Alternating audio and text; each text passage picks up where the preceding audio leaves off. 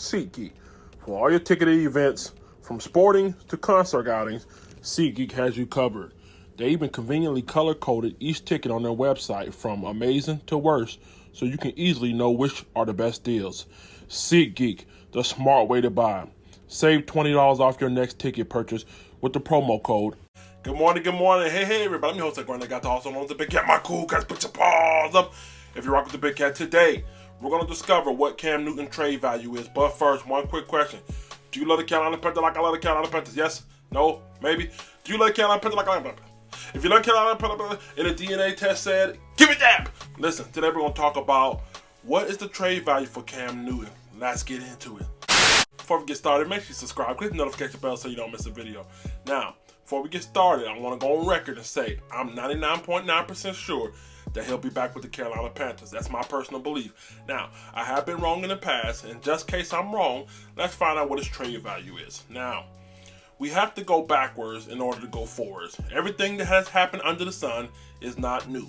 So this isn't the first time an injury-prone quarterback who was an elite caliber or high caliber quarterback is considered to be traded, or an up and young coming quarterback is ready to take a spot. It's not the first time that happened.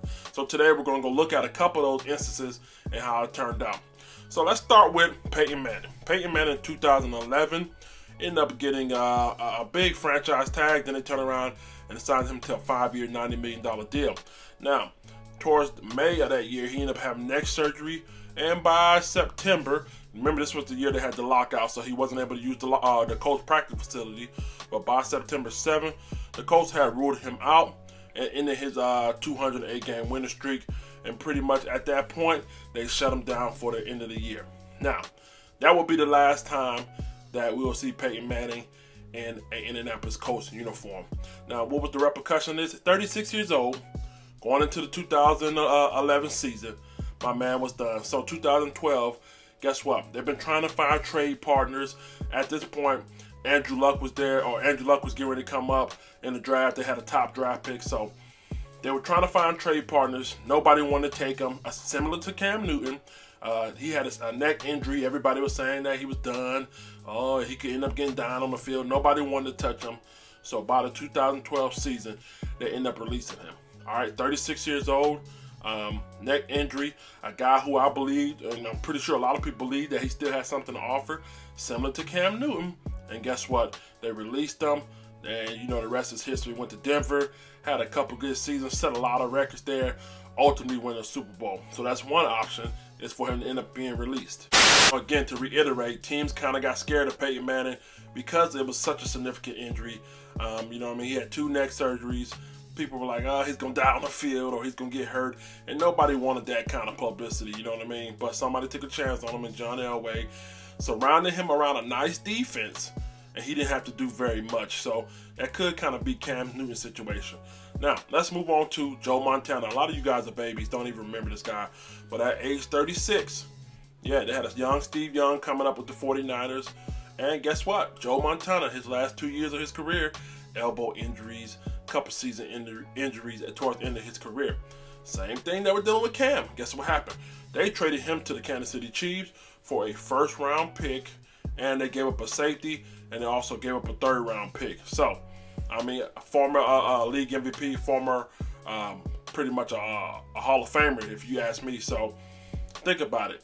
You know what I mean? He's towards the end of his career. He still has, quote-unquote, the ability to play. Somebody's going to be desperate enough to make that move, you know what I mean? There's always a fool out there, or always somebody that's optimistic to buy, or you know what I mean? It's kind of like the stock market, you know what I mean? Sometimes you sell a share and it's way more than what it's worth, and you lose out on your returns, you lose out on your dividends. So this is what happened here with Joe Montana. He went on, had a couple good seasons. He had 2 good seasons there, fairly good, but it was never quite worth the first-round pick. So that's the second option, is somebody gets full gold or overpay for him, and we become the beneficiary of that. So same thing that happened with Joe Montana trade with the 49ers. Last but not least, the third option to kind of compare it to is the late, great Steve McNair. You know, rest in peace. Steve McNair, in 2004, he only played 9 games. He got a bruised sternum.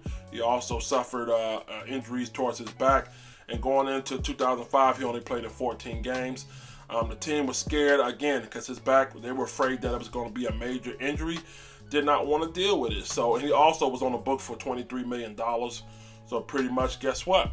They traded him to the Baltimore Ravens for a 4th-round draft pick. So again, he went on and he took him to a 13-3 season. And they almost made it to the Super Bowl. Not quite, but they did. That was his only really good year with the team. So you see 3 different kind of quarterbacks, all right? All 3 quarterbacks got 2 things in common. All 3 of them were at the end of the career, and all 3 of them had injury problems. You see one get released because nobody wanted to take a chance. You see one get traded because somebody was buying into fool's gold. They were desperate. And you also see this last one right here was Steve McNair, where pretty much they were just ready to get rid of him to get something back from him. And it led to a 13-3 season for Baltimore. Peyton Manning, it led to a Super Bowl for them. And Joe Montana led to 2 average seasons. So, again, not to say that once we get rid of him that he's going to win a Super Bowl or he may take another team to 13-3. But I honestly believe that he still has something left in the tank. Now, it's up to us to determine whether or not we're going to either pay him that for the long term or not. I think a team like Chicago, I think they're going to be... These niggas is desperate. I really do, man. Because, again, like I said, with the Peyton Manning situation, it didn't take much. All he needed was a solid defense, some decent receivers. And guess what? I mean, he didn't have to do much. So, kind of resembling to Chicago. To be honest with you, if I had to say his trade value is right now, somewhere between a 3rd and a 4th-round pick. You know what I mean? And if we're lucky, we may get one of those Joe Montana trades where we get a 1st-round pick out of the deal. But there'll have to be a desperate team like Chicago, or maybe somebody else, man. So that's his trade value. Those are 3 examples of what it could potentially be for Cam Newton. Get in the comment section. I'm your host, Renegato. Also known as the Big Cat. My cool cat, put your paws up. If you're rocking with the Big Cat, tell me how you feel about this. I just gave you some history right there. History does repeat itself. If you don't believe me, check your history books. Make sure you subscribe to the channel. Listen, make sure you follow us on podcasts, Google FM, Anchor FM, and the rest of them, man. Let's get up out of here. Paws up. Let the church say, damn. Don't forget to subscribe to the Carolina Panthers custom helmet giveaway video in the playlist. Once we hit 5,000 subscribers, I'll be giving away free a $300 retail value Marvel's Avenger Carolina Panthers helmet. Keep pounding.